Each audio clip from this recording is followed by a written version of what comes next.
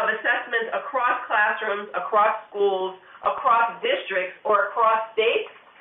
the more sort of wide range the number of classrooms this is going to, the more clear the directions needs to be.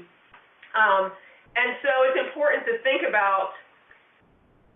how do you set up what's best, how do you make it clear, and how do you lead to the most important instructional conversations, because you really want it to be that people can put the pieces together, not that we all feel like we're holding a different assessment,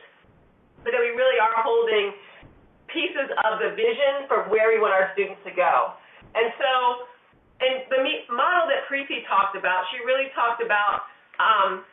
these three keys, which we think are essential for instructional improvement.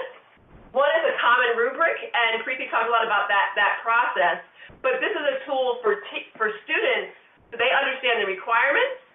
And unfortunately, we didn't see the student talking as clearly as we'd have liked, but he really talked about the rubric told him where to go and what to work on. And that's how clear the rubric needs to be, but also for teachers, because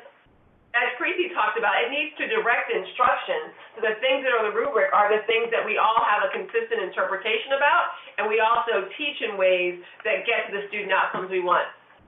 We also want to make sure we have anchors of proficient student work that really show a vision for what students at that grade level or in that grade band are capable of doing. So it's really critical to do some training and some anchor selections, so there's a clear vision for that, and to use the calibration protocol. And Preeti talked about the number of ways that her staff use that. And finally, as you think about measuring teacher impact, we just want to point out that you may want to really tighten